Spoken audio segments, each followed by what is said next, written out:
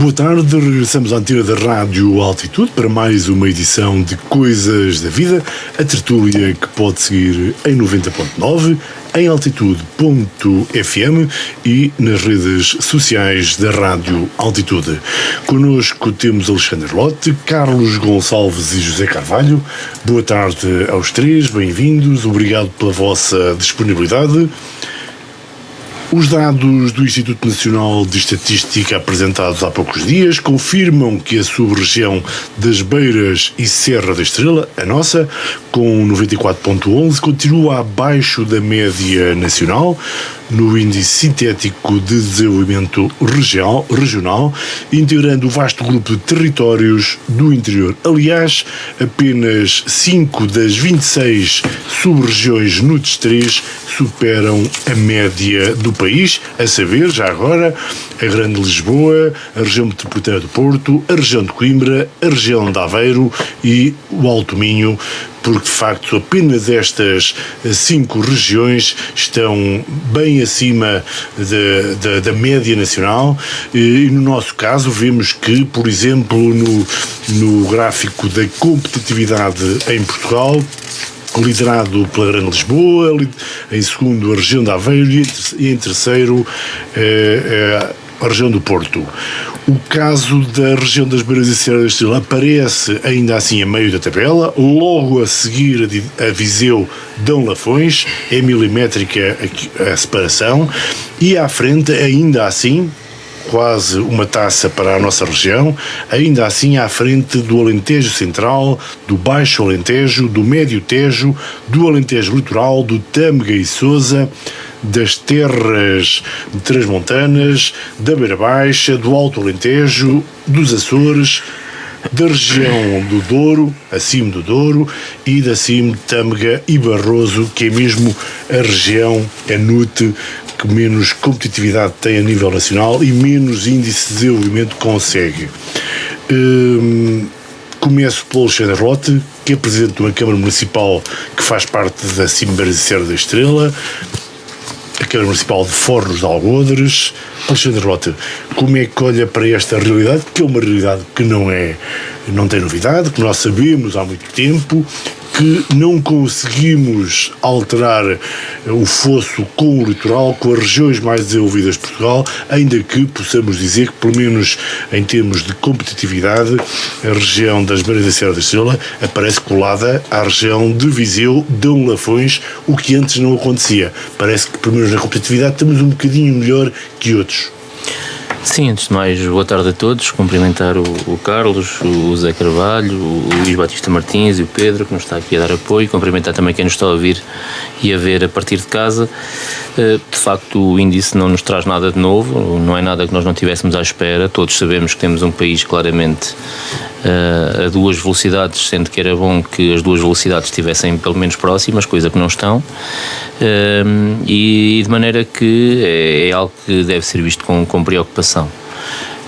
Do ponto de vista das Beiras e Serra da Estrela, se isso nos servir de consolo, somos a região da zona do interior mais competitiva neste índice, e também a comparação que foi feita com Viseu Dão Lafões parece sempre que estamos demasiado longe em termos de competitividade, de desenvolvimento económico, de bem-estar dessa região, e quando olhamos para os dados não é isso que se verifica.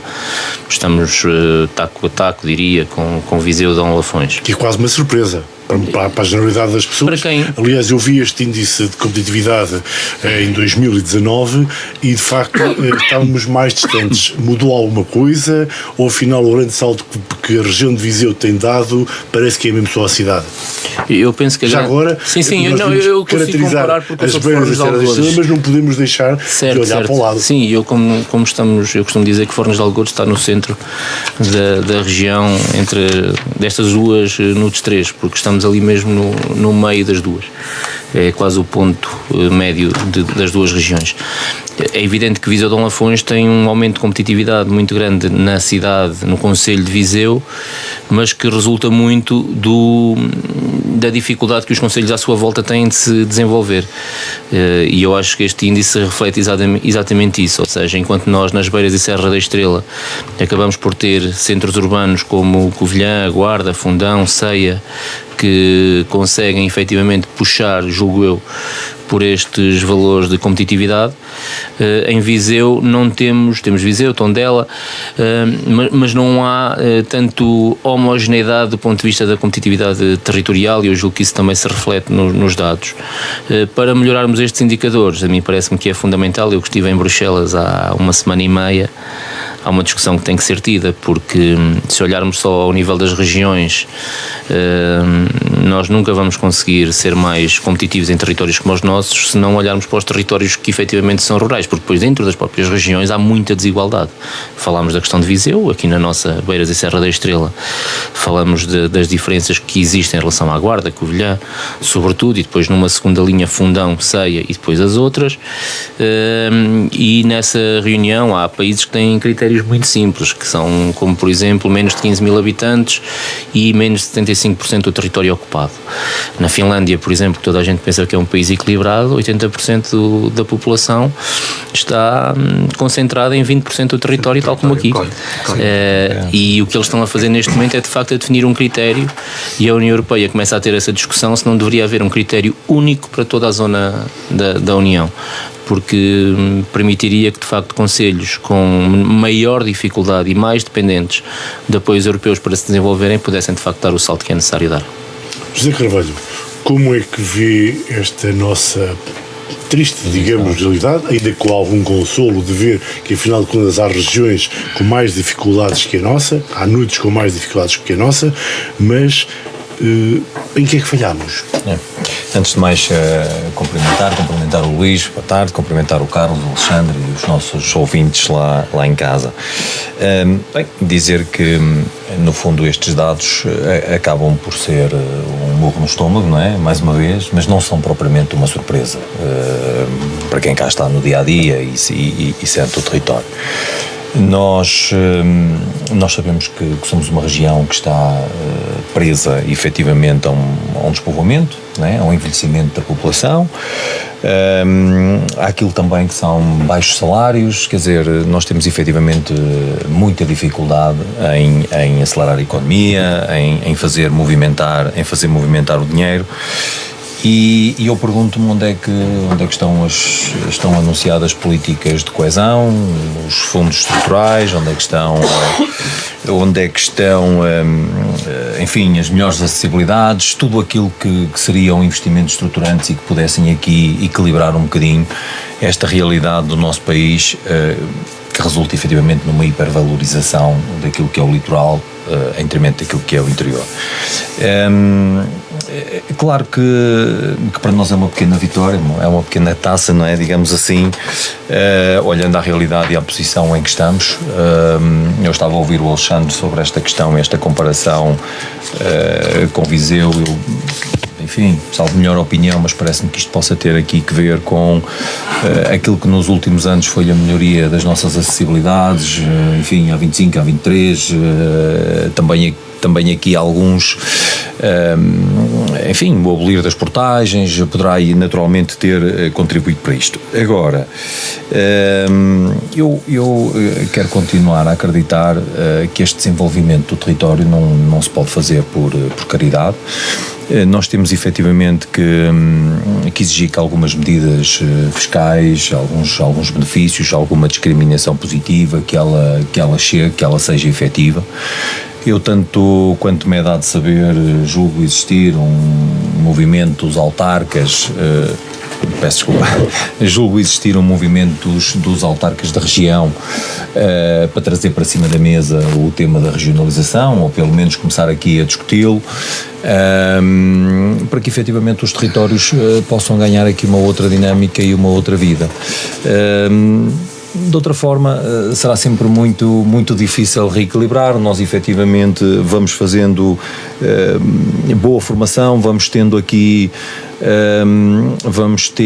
até nas nossas universidades, nos nossos politécnicos, e agora com a passagem dos politécnicos a universidades, nós temos aqui mão de obra qualificada, mas não a conseguimos reter, e portanto nós, enquanto não conseguirmos atrair aqui alguma indústria relacionada com tecnologias, com sustentabilidade, com a transição energética, quer dizer, algo que efetivamente traga mais valor acrescentado, não é pela atração dos terrenos baratos e, sei lá, e outros argumentos que vão surgindo por aí que nós vamos efetivamente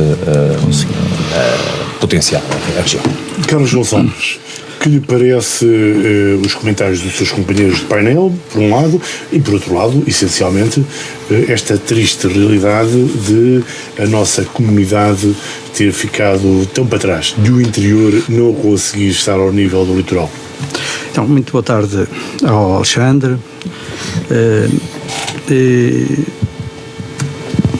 ao Zé Carvalho, peço desculpa, ao Luís e ao Pedro e a todos os nossos ouvintes e quem nos vê também lá em casa. De facto, isto é uma triste realidade, mas é aquilo com que nós nos batemos ao longo há muitos anos. Eu tenho que salvaguardar aqui a posição dos autarcas que tudo têm feito para que efetivamente tentem mudar este paradigma. E nesse aspecto eu acho que temos que lhe dar todo o valor, porque ao longo destes anos eles têm feito tudo o que está ao seu alcance dentro dos seus conselhos para que tal venha efetivamente a acontecer e que haja mudança efetiva naquilo que aqui nós estamos agora a debater. É evidente que num dos fatores, que é o caso da qualidade ambiental, nós estamos em 6º lugar, o que é importante, ou seja, nós podemos obviamente quando tirar... Quando falar da competitividade, eu já nem queria ir para a qualidade ambiental. Claro. Aí, de facto, eu fiquei perplexo e temos que ficar todos muito satisfeitos, porque afinal estamos logo a seguir aos melhores. Estamos logo a seguir aos melhores, estamos em 6º lugar e portanto vale o que vale, mas estamos obviamente numa posição que efetivamente nos diz que por aí poderá ser o pontapé de partida relativamente a um cluster de desenvolvimento da nossa região. Por outro lado, também, concordando com aquilo que foi dito pelos meus dois colegas de painel, a questão da mudança efetiva e da passagem do Instituto Politécnico da Universidade, penso que será um polo, será uma forma de desenvolvimento também. E penso que isto trará, de facto, mais gente à guarda. Por outro lado, também esta questão de termos, neste momento, três doutoramentos no nosso Instituto é mais uma alavanca de desenvolvimento daquilo que são as tecnologias da informação, daquilo que é a nossa posição enquanto ensino superior relativamente ao país. E, portanto, é importante que estas sinergias todas se juntem no sentido de criarmos esse clique que nos possa alavancar para outras posições que não esta. Eu só queria também chamar a atenção de um pormenor. A Guarda, enquanto distrito, não está assim tão mal em termos daquilo que, por exemplo, é o poder de compra per capita. Quando a gente olhar, por exemplo, para o poder de compra concelhio, nós relativamente à média nacional de Portugal, nós estamos com 88,5. A Covilhã está com 82,1. Apesar da... No distrito, estou a falar nos concelhos. O que eu quero dizer é que, apesar da Guarda ter vindo a perder alguma população, a Covilhã ter ganho alguma população, porquê? Porque tem uma universidade da beira interior e que capta mais gente do que nós captamos. Mesmo assim nós conseguimos de alguma forma ter um poder de compra per capita maior. Por outro lado também, o dinamismo industrial e serviços é um pouco maior na nossa cidade do que propriamente na Covilhã. E portanto, o que é que isto quer dizer? Quer dizer que de alguma forma nós aqui na nossa região, na nossa Guarda e no nosso concelho e também no próprio distrito, nós conseguimos efetivamente ter condições de alguma forma que são melhores do que aquelas que nós temos já para a beira baixa, e ainda melhor daquilo que temos relativamente a Dom Lafões, coisa que para mim é algo que eu não estava a contar. O facto da CIM, ou melhor, da Guarda ter melhor poder de compra do que a região da CIM de Viseu de Dom Lafões. E portanto, tudo isto leva-me a crer que nós também estamos no bom caminho, os nossos autarcas estão no bom caminho, no sentido de criar aqui condições para que esta região seja efetivamente uma região com futuro. Alexandre, o Carlos trouxe aqui um grito de otimismo que se calhar não estávamos à espera. Não, eu também, vocês sabem que eu sou altamente otimista.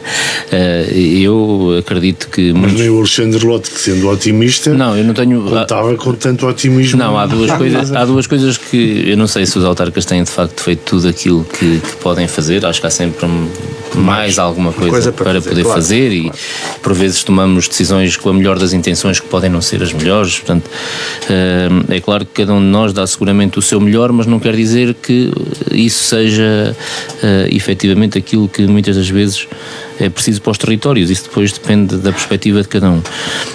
Coisas positivas que eu acho que nós temos: a questão do turismo é algo que cresceu seguramente muito na nossa região. Houve uma transformação brutal do setor, em que praticamente todos os concelhos, que eu julgo que têm aqui um impacto muito grande nestes resultados. E depois, por falar em cliques, eu penso que o grande clique que nós vamos ter na nossa região, a nível da competitividade, vai ser mesmo o Porto Seco da Guarda. Foi uma obra que esteve há muito tempo para ser concretizada, penso que estará para breve, e tem tudo para ser o grande catalisador da região. E se juntarmos o Porto Seco à movimentação circular que vai ser permitida através da ferrovia entre a linha da Beira Baixa e a linha da Beira Alta, e o que nos poderá permitir, aí tenho algumas dúvidas, porque gostaria de ver mais assertividade do Governo. Tenho algumas dúvidas de qual é a prioridade de ligação à Espanha.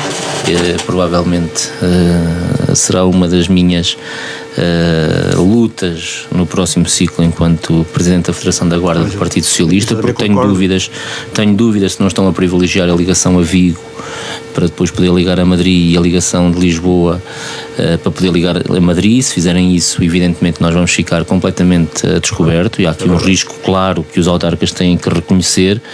E o argumento do Mundial 2030 não pode servir para deixarmos novamente o interior do país completamente a descoberto. Se isso acontecer, nós provavelmente teremos feito um investimento absurdo, que foi fazer um Porto Seco e depois não lhe darmos ligação à Europa.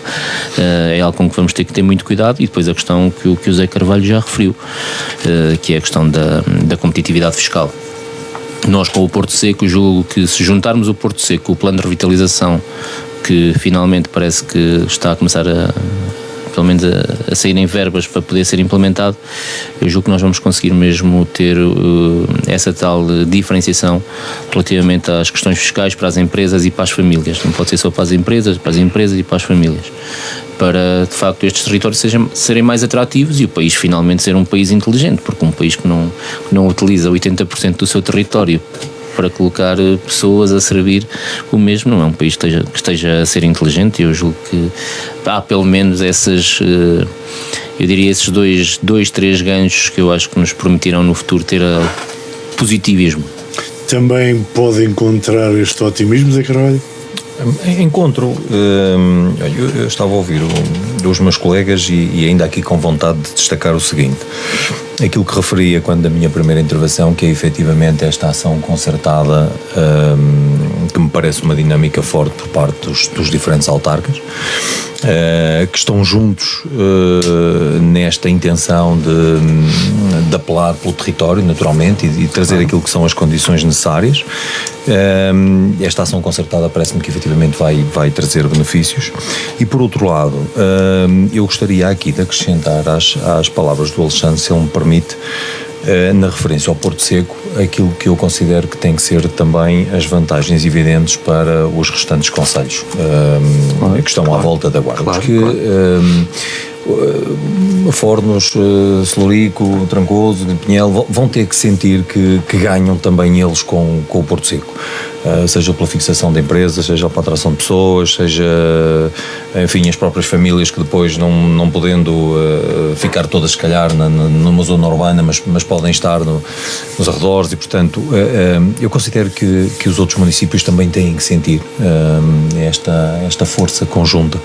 E depois, se me permite também, já me ouviram dizer isto neste espaço, nós quando fazemos bem, aquilo que nós realizamos bem, e portanto só temos, como diz o Carlos, só temos mesmo que estar otimistas e acreditar, porque senão obviamente nós chegaremos lá. Carlos Gonçalves, o Alexandre Lote falava da questão da ferroviária com algum com menos otimismo do que o Carlos Gonçalves. De todas as formas, nós na Guarda temos na linha da Beira Baixa uma convergência que foi criada que permite que a linha da Beira Baixa faça nomeadamente o transporte dos carros que vêm da Alta Europa para a Europa, Alta Europa para a Europa.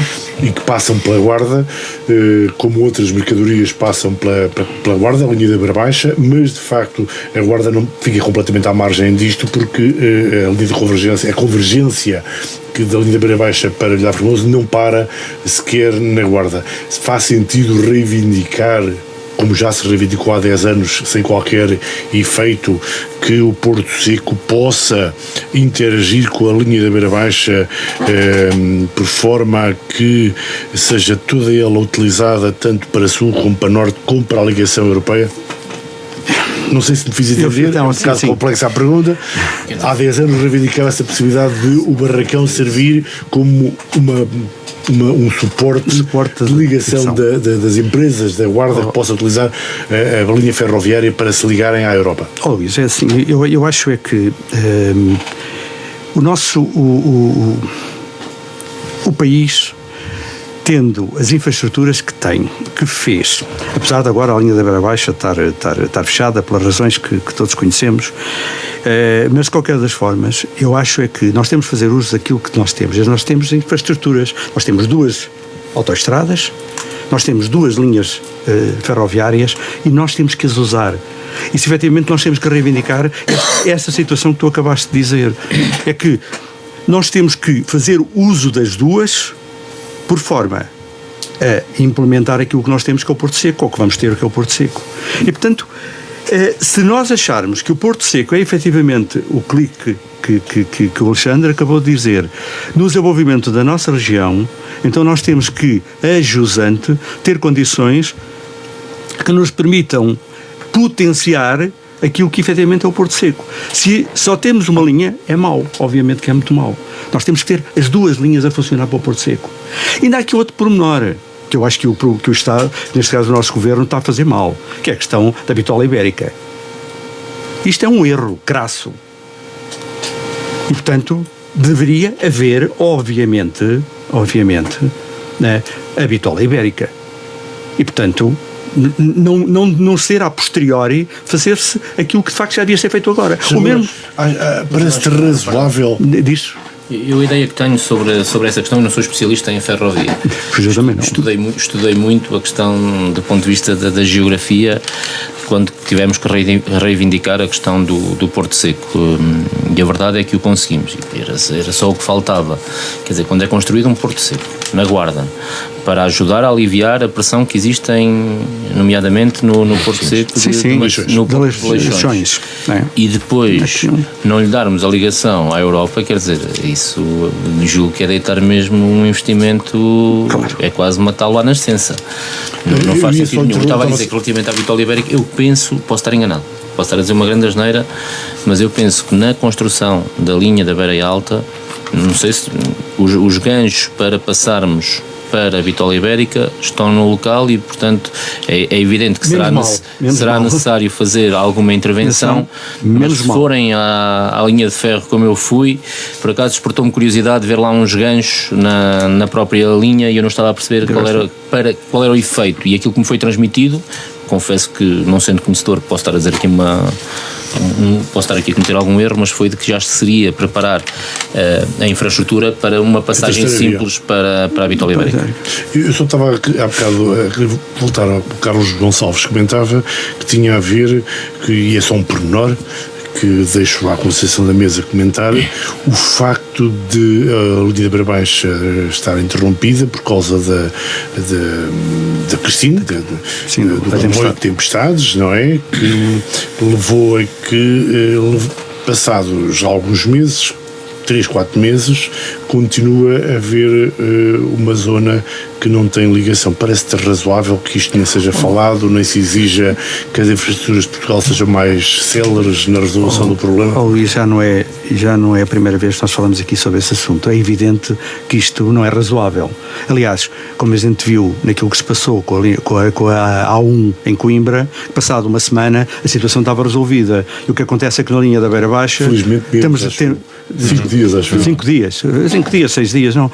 A questão é esta, é que numa semana a situação está resolvida e a situação está tratada. Enquanto que na linha da Beira Baixa nós temos um ano para resolver o problema e não sei se chegará, porque estas coisas com os prazos das obras depois derrapam e depois dizem que há um problema com as chuvas e com a nova tempestade e, portanto, isto é inadmissível. Eu não posso admitir que numa altura em que nós nos encontramos, em que há uma infraestrutura, que é o caso da linha da Beira Baixa, não é? Tivemos não sei quantos anos à espera da linha da Beira Alta e agora vamos estar mais, a linha da Beira Baixa abre, e estamos não sei mais de quanto tempo à espera que a linha da Beira Baixa se resolva o problema. Eu acho que o que me custa é que estamos a falar do interior, porque se estivéssemos a falar do litoral não tínhamos esta situação.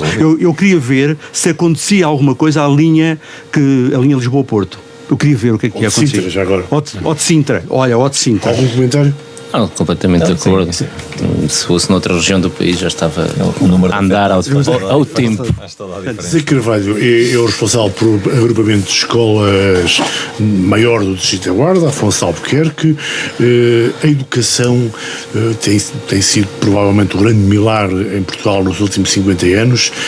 Como alguém diz, passámos de um país de analfabetos para um país de doutores, na medida em que conseguimos formar, nivelar por cima milhares, para não dizer milhões, de portugueses ao longo dos últimos 40, 50 anos.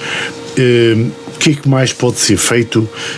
O Alexandre Lopes já referiu que também pode haver esta mudança de título do Politécnico da Guarda para a Universidade, isso também pode catapultar, de certa forma, a Guarda, a região. O que é que mais pode ser feito, nomeadamente na área da formação, da educação, para que esta região não continue a ter estes índices de desenvolvimento tão longe dos do litoral? Olha, há algo que nós, enfim, que vamos reclamando as escolas de alguns territórios, que se prende com uma formação, e que já é uma realidade também noutros países europeus, que é uma formação mais próxima daquilo que são as necessidades das populações. Esta é talvez uma das grandes críticas que se vai fazendo àquilo que é um currículo nacional. E se é certo que há um conjunto de competências de base estruturantes que nós temos que facultar aos nossos alunos, não é menos verdade que a determinada altura da sua formação nós temos que os orientar, nós temos que os encaminhar para aquilo que são as necessidades do território e da região, obviamente. E aqui eu presumo que o Alexandre também esteja à mesa de algumas dessas negociações ou dessas discussões, quando se fala, por exemplo, na CIM, daquilo que é a rede de oferta profissional. E eu ainda a semana passada participei numa reunião onde nós recentemente fizemos 6 centros tecnológicos na região, na CIM. E 5 deles ficaram na Covilhã e no Fundão. Por falta de candidaturas, por falta de apoios. Eu nem critério tinha para lá ir. Não percebi. Eu nem critério tinha. Exatamente. Agora onde é que ficou o sexto? O sexto ficou em Trancoso. Pronto, mas a questão é, desde logo os critérios efetivamente para vir. Portanto, quando, ou por falta de critério, ou por falta de candidaturas, mas efetivamente estes centros não ficaram distribuídos pelo território.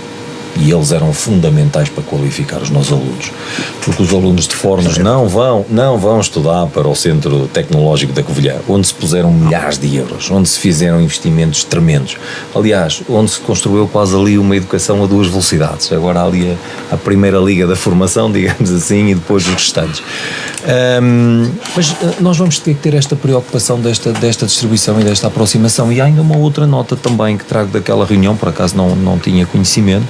Foi destes 6 centros, 4 ficaram ligados à área, digamos assim, da informática, e apenas 2 a outras áreas, e concentrados ali novamente. Ou seja, é importante este olhar estratégico para o território. Se calhar era importante termos tido uma Fornos, Lorico, Louros, outro na zona de Gouveia, Ceia, eventualmente outro na Guarda. A Guarda ficou de fora. Mas nós vamos ter que efetivamente dar ao território em termos de formação, seja pelo cluster da logística, seja do Porto Seco, seja da sustentabilidade do turismo, outras áreas que estão emergentes. Ou do cluster automóvel, que é aquilo que nós queremos defender. Exatamente. Ou seja, nós vamos ter que aproximar esta nossa formação àquilo que... Porque senão vamos estar a formar, vamos continuar a exportar alunos altamente qualificados, mas que depois não têm... E isso não teria mal nenhum se lhes dessemos condições para regressar. E não estamos a dar. Sim, eu partilho desta visão e, portanto, gostaria só de acrescentar a questão do ensino profissional como sendo algo que nós precisamos urgentemente de transformar na região. A rede, da forma como nós a organizamos, não está bem organizada e temos que o assumir, mas é muito mais difícil de reorganizar em territórios como os nossos, em que os concelhos disputam alunos, do que em territórios onde há abundância e em que as escolas quase que têm dificuldade em receber tantos alunos. Ou seja, há uns que gerem em abundância e outros em falta de alunos. E a dificuldade que nós temos, eu já desafiei alguns colegas, partilho isto na comunidade intermunicipal, para eventualmente apresentarmos uma proposta piloto que eu acho que poderia, penso eu, que poderia ajudar a resolver isto. Porque o exemplo de Fornos de Algodres, nós vamos abrir um curso técnico de desporto profissional, nós temos que ter 15 alunos. Dizermos àqueles 15 alunos que vão ficar empregados em Fornos de Algodres no final desse curso é uma mentira. Claro. E para as famílias é a mesma coisa. Mas se calhar, se tivéssemos 5 de Fornos de Algodres, 5 de Celurico, 5 de Trancoso, e isso permitiria o quê? Desde que fosse sempre aquele curso em Fornos de Algodres, permitiria também que a própria Câmara pudesse investir nas condições em que o curso funcionava. E eu não sei até que ponto, eu julgo que é possível nós fazermos o seguinte: imagine o que era um aluno ter as disciplinas que são transversais na sua escola, como sempre teve, o português, a matemática, e um dia por semana iria fazer a componente prática no concelho onde efetivamente decorria o curso propriamente dito. Isso permitiria, ponto número 1, os alunos ficarem na escola onde sempre tiveram, próximo dos pais, dos avós, não terem que se levantar demasiado cedo para ir fazer viagens e para ir estudar. Ponto número 2, permitia às autarquias investir a sério na especialização desses cursos. E ponto número 3, daríamos condições provavelmente a muitos dos meninos e meninas do nosso distrito para se formarem em áreas que efetivamente eles gostam, porque aquilo que existe hoje, eu não sei se as pessoas têm efetivamente noção disso, muitas das vezes os cursos profissionais até abrem em função daquilo que é o próprio corpo docente das escolas e não em função daquilo que são as necessidades dos próprios alunos. As próprias escolas acabam por adaptar um bocadinho a oferta em função daquilo que têm, porque não têm outra forma de conseguir fazer. E eu já desafiei 1 ou 2 colegas para fazermos esse projeto piloto, para irmos apresentar à CCDR, porque eu julgo que teríamos muito a ganhar em conseguir desenvolver algo do género. Alguém quer dizer mais alguma nota sobre este assunto? Queria só 2 notas. Eu acho que eu não sabia isso. Sobre a questão dos centros tecnológicos, eu não tinha essa noção, e custa-me que de facto 5 estejam na beira baixa. Carlos, não fazes ideia, está aqui o Zé que sabe, tu não fazes ideia do que é uma reunião de concertação de rede e que estão todos os diretores a disputar os mesmos cursos. Pois, é possível. Vocês não fazem ideia do que é. Eu acredito, Alexandre, que seja difícil, que seja complicado. Custa-me a crer é que de facto as condições de acesso, é que tu acabaste de dizer que não tinhas condições nem sequer para aceder, não, porque é muito, no centro tecnológico não tinhas, e portanto o que me custa é que dos 12 concelhos que fazem parte da CIMA e que estão... 15, mas eu estou a falar dos 12 da CIMA. nossa Sim, CIMA, dos 12 de CIMA, do distrito.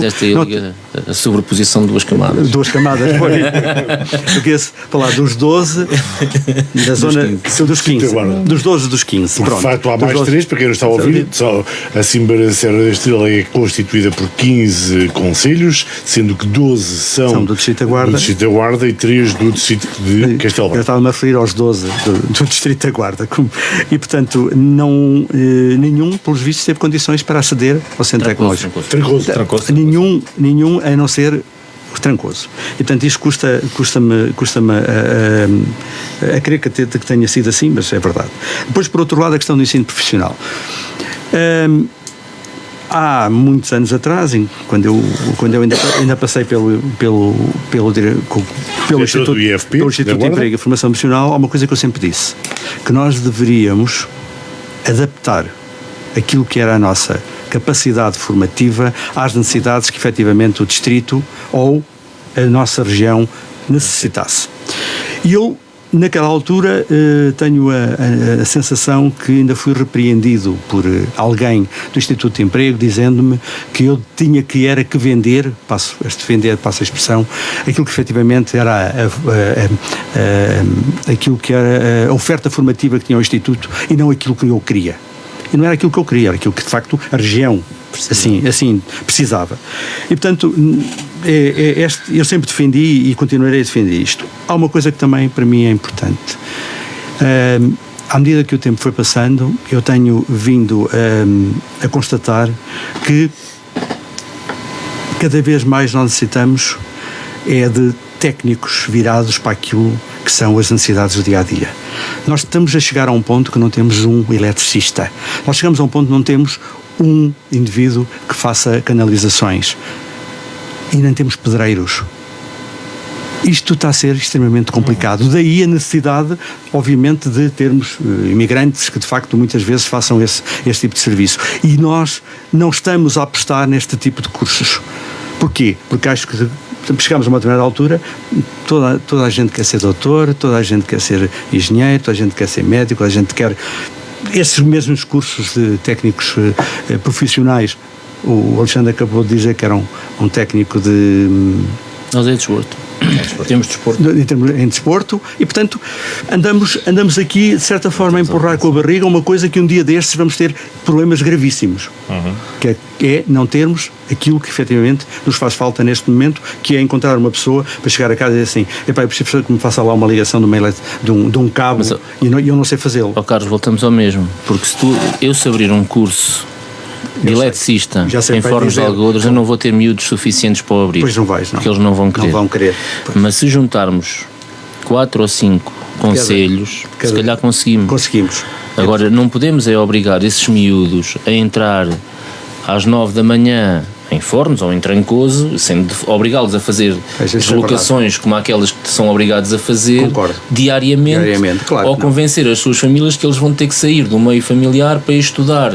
Mas se estudarem um dia, se calhar vão lá. Isso. Agora, se for só durante um dia e se calhar se não tiverem que acordar às 6 da manhã para fazer isso e concentrarem ali durante aquele dia a formação específica, claro. Eu julgo que se calhar vamos conseguir dar resposta a essa necessidade. Sim. Agora vamos ter que ser um bocadinho ousados, se calhar.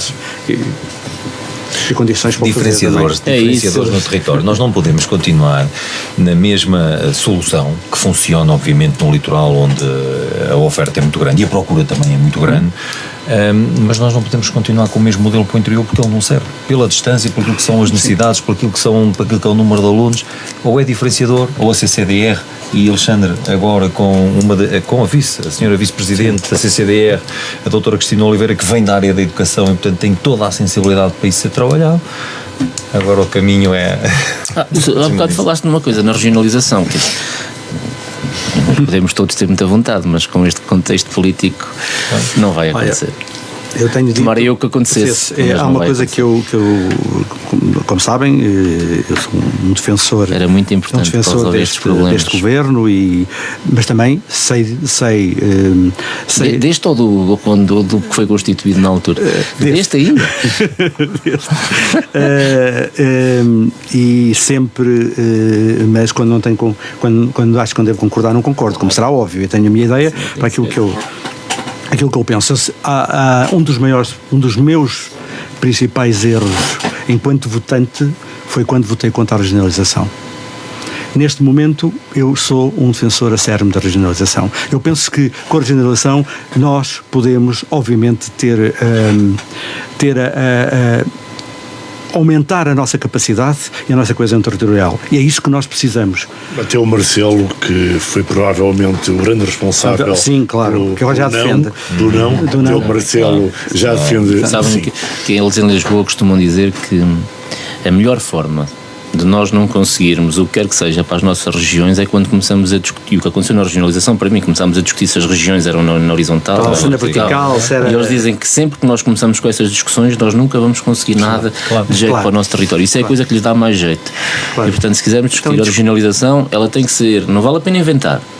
É conforme estão a ser CDRs, porque já está a ser isso mais do que preparado, não vale a pena inventar. Agora precisamos ter um contexto político e um primeiro-ministro que acredite nela, que é a coisa que não temos neste momento. Sim. O Alexandre Lopes já falou sobre o turismo, o facto de nesta região, Alta das Beiras e Serra da Estrela, ter tido um grande crescimento na área do turismo, dormidas nomeadamente.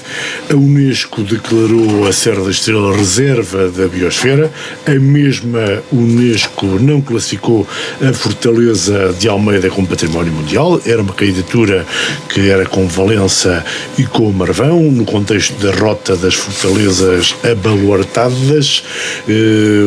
Ficamos um bocado tristes por facto de vermos que Almeida, Marvão, Valença, Elvas não mereceram essa classificação, esse título de património de interesse mundial, património da humanidade, porque de facto tem imenso turismo. Eu gostava de conhecer a vossa opinião sobre isto, considerando nomeadamente, por um lado, que também a Guarda tem a intenção de candidatar o seu centro histórico a património mundial, por um lado, e por outro lado, especialmente para o Presidente da Câmara Municipal de Fornos, o que é que achou sobre as declarações que há poucos dias Rui Ventura, Presidente do Turismo, fez, de que, porventura, não faz muito sentido continuar a ir, pelo menos neste formato, à BTL. Ele Turismo do Centro. Não, eu diria que... Começando por aí, BTL. A BTL tem que de facto ser alterado radicalmente a forma como está a ser projetada a BTL, e diria a maior parte das feiras de turismo que são realizadas a nível europeu, porque aquele modelo está esgotado, do meu ponto de vista. Uma feira de vaidades. Não sei, feira de vaidades talvez era um termo demasiado forte. Eu que disseram por esses Sim, eu sei. Eu compreendo esse argumento, mas também acho que é manifestamente exagerado. Agora, há uma coisa que eu sei. Eu fui à Feira de Santarém, e para mim a Feira de Santarém, a Feira Nacional da Agricultura, do ponto de vista da promoção de um território como Fornos de Algodres, dá-nos muito mais espaço para promover os nossos produtos, os nossos produtores, a nossa autenticidade, o nosso turismo, do que a BTL da forma como ela está organizada. E se o turismo do centro, que tem a força que tem, percebe que isso também é um desejo dos seus associados, é um bom sinal. E eu acho que fez muito bem o Presidente do Turismo do Centro, o Rui Ventura, em sinalizar desde já de que há de facto essa necessidade. Aquilo que acontece em todos os stands, a Beiras e Serra da Estrela não é diferente, é que nós vamos fazer a apresentação de produto turístico para os técnicos de turismo dos municípios que lá estão. É isto que acontece. É círculo fechado. Não vale a pena estar a dizer que é de outra maneira. E isso acontece muitas das vezes, não é por responsabilidade dos municípios ou da comunidade intermunicipal, é do próprio formato da própria feira. Porque reparem, que sentido tem estarem a haver 3 ou 4 apresentações num raio de 50 metros em que está toda a gente a ver quem mete o barulho mais alto e as pessoas estão completamente perdidas sem saber para onde é que vão ir. Ou seja, isso não faz sentido absolutamente nenhum. E para o investimento que é necessário fazer, de facto, eu acho que faz muito bem o turismo do centro. Eu já transmiti na comunidade intermunicipal, do meu ponto de vista, nós temos que sempre aliar neste tipo de feiras duas componentes. A componente privada e a componente do setor público da promoção do território com os nossos postos de turismo ou profissionais de turismo de cada concelho. Mas o operador privado tem que estar lá, porque ninguém melhor do que ele vai conseguir vender o seu alojamento, vai conseguir vender melhor o seu produto turístico. E já houve alguma diferenciação nesta última BTL, mas eu julgo que o caminho tem que ser esse. E espero, ainda bem que o Presidente do Turismo fez isso, porque acho que vai pelo menos despoltar alguma necessidade de alterar. Contra a questão da biosfera, do reconhecimento, acho que é muito importante para os nossos territórios, é fundamental, diria, até para conseguirmos posicionar-nos em algo que é muito importante, que é o facto, nas questões ambientais é evidente que nós estamos em 6º lugar neste relatório, nós somos seguramente as melhores regiões em termos ambientais, mas isso vai ter que ser pago um dia. Tenho poucas dúvidas que isso vai ter que ser pago. Quando diz vai ter que ser pago, o que é que quer dizer? Quer dizer o país pagar pelo facto de nós tratarmos bem o ambiente? Não, aquilo que eu digo é que mais tarde ou mais cedo países e zonas mais poluentes vão ter que pagar a estes territórios pelo crédito de carbono que nós deixamos. Porque, na verdade, olhemos para o município de Manteigas. O município de Manteigas não consegue ter um parque industrial.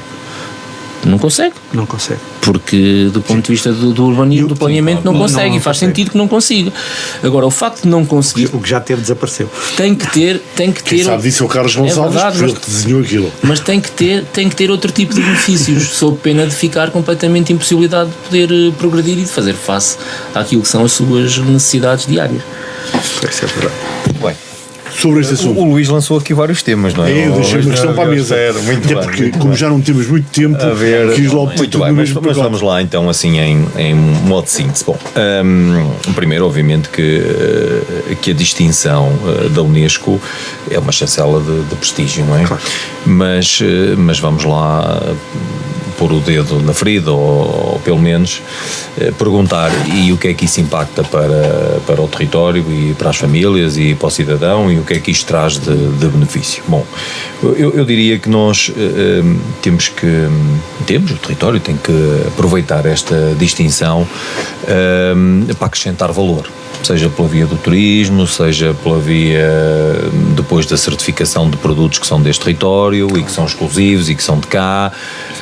Enfim, o cidadão tem que sentir, e temos que sentir, obviamente, na região, que não é apenas uma distinção que vai ficar na prateleira, que fica ali, que fica bem, é um ótimo galardão, mas que depois não traz benefícios ao território. E eu nisto queria aqui deixar uma nota, simultaneamente, que esta distinção não traga barreiras de desenvolvimento ao território, porque ocorre-me aqui logo aquilo que já se passa com o Parque Natural da Serra da Estrela, onde, e particularmente a Guarda procura aqui algum desenvolvimento, nomeadamente ali na linha d'água do Caldeirão, e tem muitas barreiras e tem muitos constrangimentos. Há dias falava com o Presidente da Junta, por exemplo, Fernão Joanes, onde para a valorização da sua freguesia ele quer construir uma piscina, mas não pode, porque está em pleno parque natural e, portanto, aquilo não pode acontecer. E, portanto, o que eu espero é que esta distinção, efetivamente, e que é uma orgulho, obviamente, mas que ela possa trazer vantagens ao território. Relativamente enfim, àquilo que foi Almeida e simultaneamente também a Unesco a dizer que não, e depois porque também vem aqui nos nossos temas aquilo que é a candidatura da Guarda e o Centro Histórico, não é bom? Se calhar nós percebermos que estas... O caso da Guarda é uma putativa candidatura. Exatamente. Já que é apenas uma intenção. Exatamente. Mas bom, ficamos todos nós aqui com a ideia que nós termos este reconhecimento vai muito além daquilo que são boas intenções, daquilo que são boas apresentações. Temos que ir lá com trabalho e fica esse sinal para a Guarda caso avance com essa candidatura, e que eu espero que eu faça, mas que naturalmente se calhar temos que começar com a valorização do nosso centro histórico, e aqui também teríamos pano para mangas, porque temos que cuidar dele, não podemos ter os edifícios como temos que lá ter vida, e pronto, e se calhar só dessa forma que vamos conseguir. Carlos Gonçalves. Vou começar pelo fim, no que diz respeito à questão do centro histórico. Eu penso que aqui na Guarda, quando se começa a falar num determinado número de obras que não estão a avançar, avançamos com outras questões, como por exemplo a questão do concorrer ao património, ao Centro Histórico, Património Mundial da Unesco, e depois também uma outra coisa que é agora o novo centro escolar.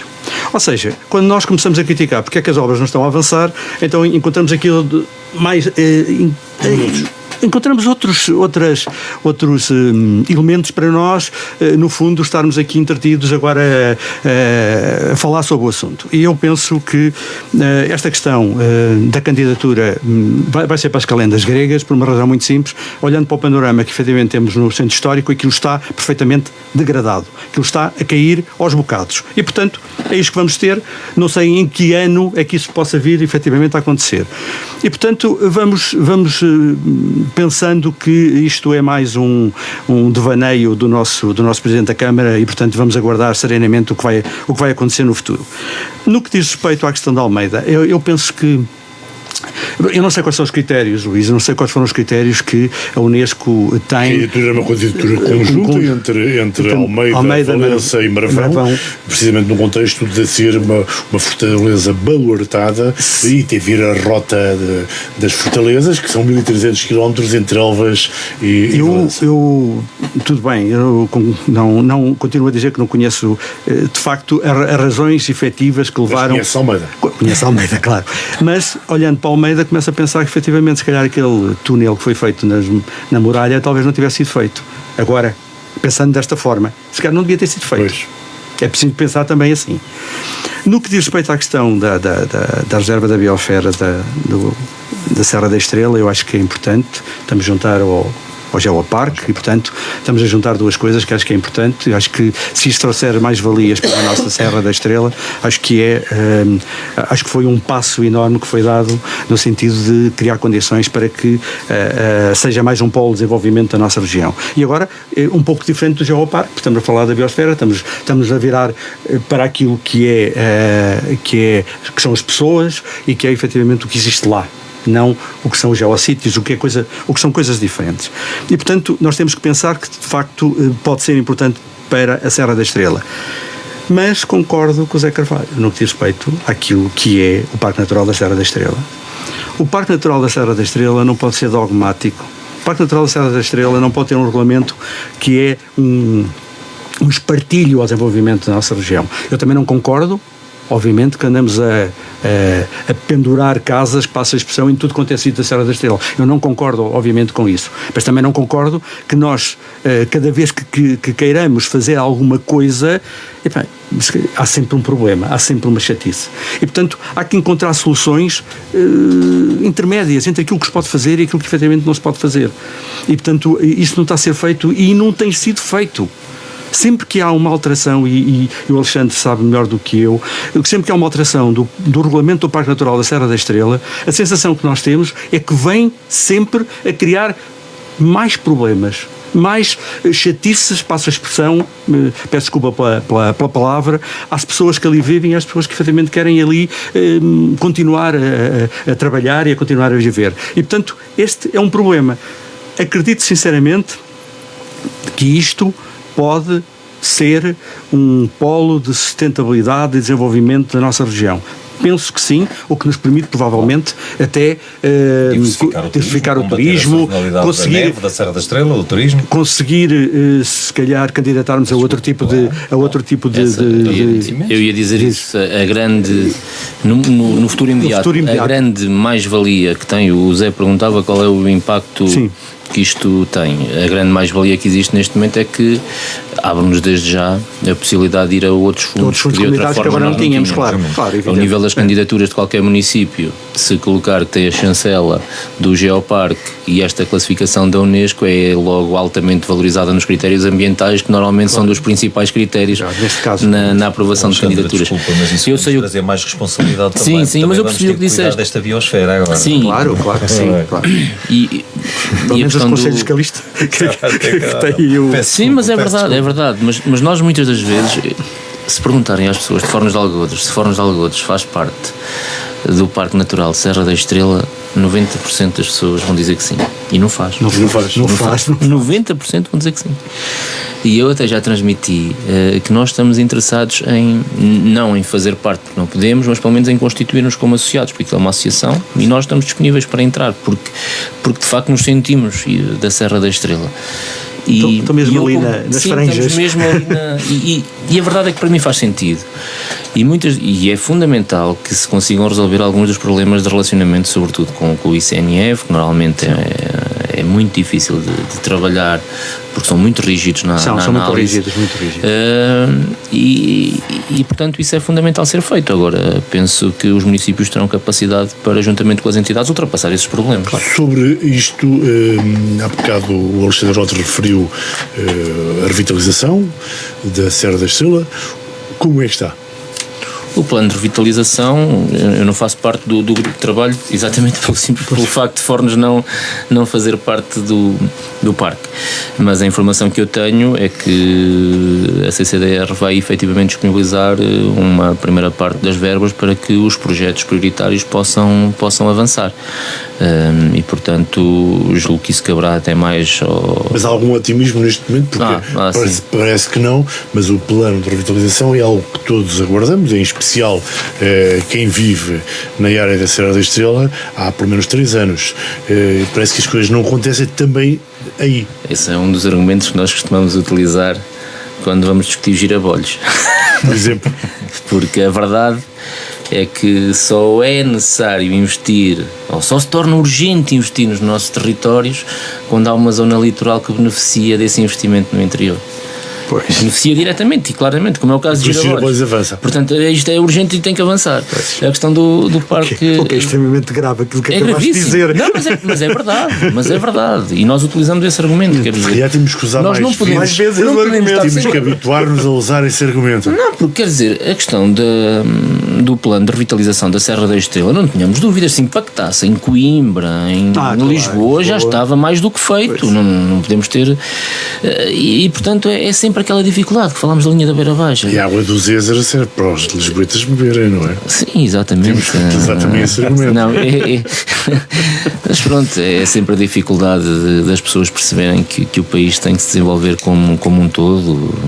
Mas há otimismo porque o presidente da CCDR, o Dr. Ribaudo Esteves, julgo que também abraçou essa causa com alguma força, porque de facto é uma vergonha para o país, não é? É uma vergonha para o país. Estamos a falar de salvar uma zona que também foi fustigada de uma forma violentíssima em 2022. Sem dúvida. Vamos às notas finais. Carlos Gonçalves. Tinha aqui duas notas finais. Uma delas tem a ver com a distinção que foi dada a Américo Rodrigues, portanto recebeu de facto mais um prémio. Foi distinguido com o prémio Abraço Ibérico 2026, atribuído pela Feira Ibérica de Teatro do Fundão.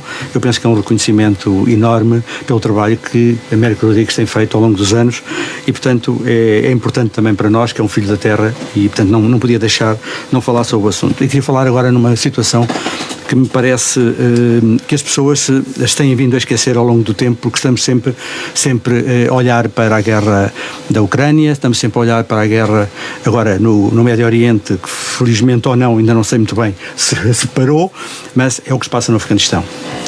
Eu penso que neste momento é um autêntico drama humanitário. Cerca de 4,7 milhões de pessoas estão a passar fome, estão no nível 5 do grau da ONU, que é o nível máximo. Cerca de 3,7 milhões de crianças estão a passar fome e, portanto, neste momento o que acontece é que além disso, criou um problema gravíssimo às populações e que tem a ver não só com o facto de as pessoas, neste momento, para conseguirem ter capacidade financeira para poder comer, estão a vender os seus órgãos a traficantes e, por outro lado, aquilo que ainda foi mais grave é que saiu um novo código, o Código da Mulher, que permite que as crianças com 10 anos possam casar, ou seja, as mulheres com 10 anos possam casar. É extremamente grave aquilo que está a passar. Neste momento, cerca de 3,5 milhões de mulheres não estão a ir à escola, não estão a ir às aulas, não estão a ir a qualquer nível de ensino. Só é considerado criança a criança que tiver até 9 anos. E, portanto, isto tem sido extremamente mau. Por outro lado, também, além daquilo que eu disse sobre a questão da venda dos órgãos, as próprias famílias estão a vender as suas crianças com 10 anos para casamentos que elas efetivamente não querem. E, portanto, isto é extremamente grave. não podemos deixar de não olhar para aquilo que se passa com as mulheres no Afeganistão, ao ponto também, e agora só para terminar, elas próprias só podem ir à escola até ao 6º ano. E, portanto, olhem para isto, deixem de olhar só para a Ucrânia, porque de facto é grave o que se passa na Ucrânia, é grave o que se passa no Médio Oriente, mas também é muito grave o que se passa no Afeganistão. Muito bem, Luís, hoje as minhas notas finais ficam aqui influenciadas pela minha costela desportiva. E eu gostaria de deixar naturalmente uma primeira nota para aquilo que é a nossa seleção e a sua participação no Mundial. Ontem, infelizmente, com o resultado que nos deixou... Infelizmente. Não perdemos. Pois não. Mas melhor que a Argentina no último. Mas ficou muito aquém. Obviamente que me mantenho otimista. O meu desejo é que a seleção se consiga libertar do colete de forças onde parece que está metido e que não se consegue libertar. Enfim, ali de algumas nuances que neste momento condicionam o desempenho da equipe. Eu espero que haja essa coragem e que todos sigamos naquilo que é um desejo coletivo do país. A segunda nota vai, como não podia deixar de ser, para aquilo que foi um evento onde em particular também estive naturalmente no fim de semana passado, a organização do 3º Guarda Cup, um evento, um torneio de futebol juvenil, e o Alexandre vai gostar daquilo que eu vou dizer, porque acaba por ser uma iniciativa de pais, naturalmente, de pais de atletas em grande parte do NDS, mas que quando íamos, por exemplo, ao Fórum dos Cup, e por isso é que eu dizia que o Alexandre ia gostar de ouvir, não se conformava com o facto de na Guarda não existir um evento desta natureza, e portanto foi aqui uma força social, foi aqui uma junção claramente dos pais. É certo que depois, e não podia deixar de ser, e comentávamos aqui no início, com o apoio da autarquia, que naturalmente olha para esta iniciativa e percebe que neste fim de semana o que aqui se passa é muito mais do que um fim de semana comum, e portanto abraçou, e dentro daquilo que pode dar ainda muito mais, dá o seu apoio, junto à freguesia também, o agrupamento de escolas Afonso de Albuquerque está por trás, todos os nossos parceiros, e já agora também foi o Guarda Cup. O Alexandre hoje sai daqui muito motivado. O Guarda Cup nasceu em Fornos, curiosamente, ou seja, quando os pais lá estavam assim, o ano vai haver um Guarda Cup também. Muito bem. Mas não posso efetivamente de deixar uma última palavra para todos os pais que estiveram, e obviamente que aquilo não acontece só naquele fim de semana, mas para todos os pais que de uma forma apaixonada, descomprometida, sem qualquer tipo de procura de protagonismo ou de palco, mas que se juntam para chamar 500 a 600 jovens, 44 equipas, e portanto trazer uma grande dinâmica à Guarda.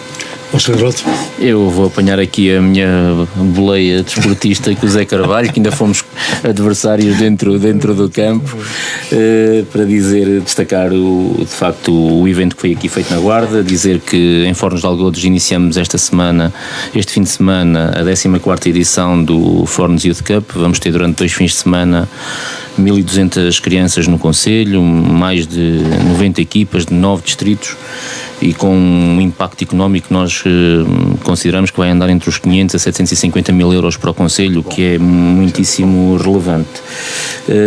Depois dizer, agora aqui uma pequena provocação ao Carlos, que eu acho que não é provocação nenhuma, destacar aquilo que o Carlos disse e o que é que devemos fazer se uma mulher nos chegar do barco e não conseguir arranjar emprego em Portugal. Devolvemos-la ao Afeganistão? Não. Essa é uma pergunta que a gente deve colocar em cima da mesa. E termino, eu sei que não, e termino com um destaque que quero dar esta semana, porque acho que assistimos a uma formulação sem formalização de um governo da AD com o apoio parlamentar do Chega. Alexandre Lote é a última das notas finais. Deixa-nos aqui um bocado com a questão que deixou um bocado preocupados, porque de facto, se uma mulher afegã chegar a Portugal de barco, o que poderemos fazer? E se não encontrar emprego, rapidamente, devolvemos-lo ao país? Tínhamos outros assuntos para falar, nomeadamente de política. nomeadamente com o Alexandre Lopes, mas isso terá que ficar para outro momento, porque de facto já vamos além da hora prevista. Obrigado a Alexandre Lopes, obrigado a Carlos Gonçalves, obrigado a José Carvalho, da produção esteve o Pedro Correia, eu sou o Luís Batista Martins. Fiquem bem.